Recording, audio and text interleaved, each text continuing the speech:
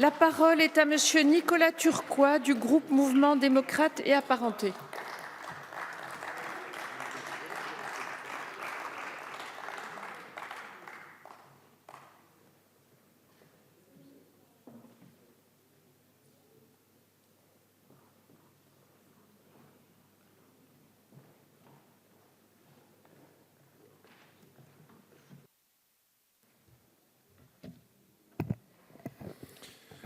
Merci Madame la Présidente, Madame la Présidente de la Commission, Monsieur le Ministre, Monsieur le Rapporteur, mes chers collègues.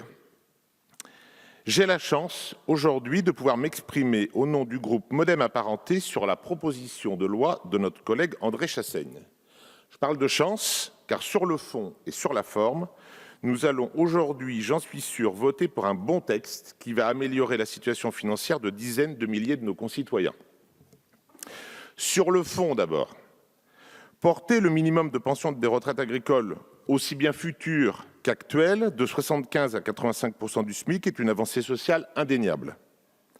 Une vie de labeur, souvent mal rémunérée pour nourrir notre pays, mais aussi entretenir nos paysages ou faire vivre nos villages, mérite une attention plus grande de la nation, ce sera chose faite.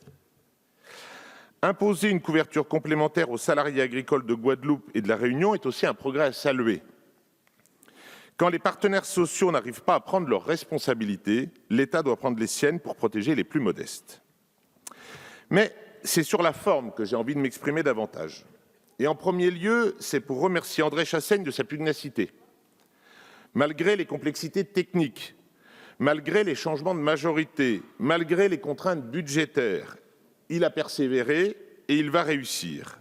Un résultat qui n'est pas le fruit du hasard, mais celui d'une conviction profondément chevillée au corps.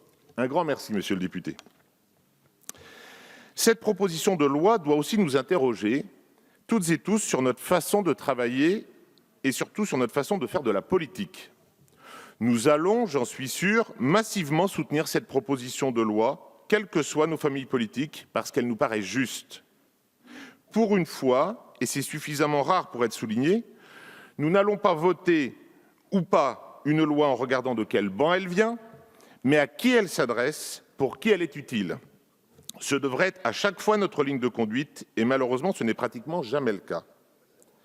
Je suis sûr que beaucoup d'entre nous se sont engagés avec la conviction qu'il était possible de faire de la politique autrement, en dialoguant, en rapprochant les positions des uns et des autres, en partageant les efforts.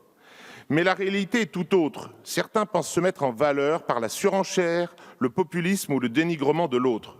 Résultat, nous détournons et dégoûtons nombre de nos concitoyens de la politique et des enjeux auxquels notre pays doit faire face.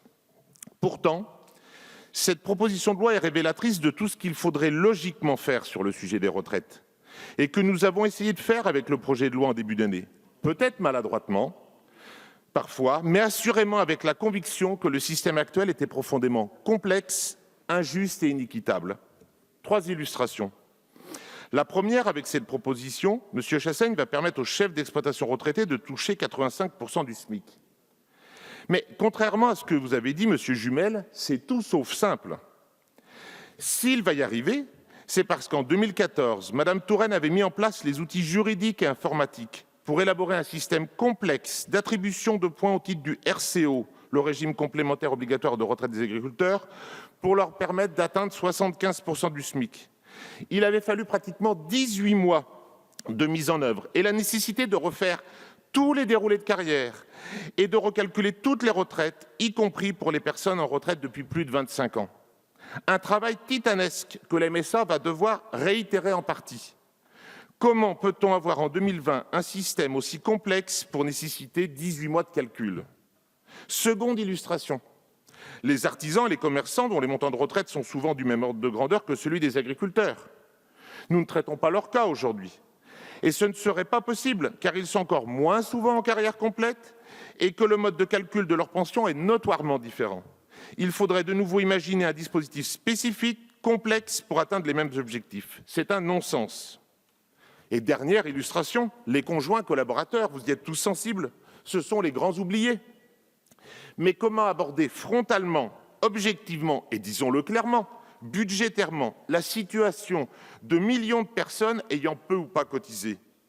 Nous voulions, avec notre projet de loi, faire avancer, au moins pour les futurs retraités, ce sujet majeur en réfléchissant au statut du conjoint, en valorisant mieux les interruptions de carrière liées aux maternités, en sécurisant aussi les règles de réversion. Force est de constater qu'à cette heure, rien n'a changé. Alors, si l'espace d'une journée, avec le sujet des retraites agricoles et la proposition de notre collègue Chassaigne, nous sommes capables de faire autrement, de dépasser nos frontières partisanes, alors ce sera une belle journée. Mais sur les retraites, comme sur de nombreux autres sujets, ne nous arrêtons pas à cette seule journée. Je vous remercie. Merci, monsieur le député.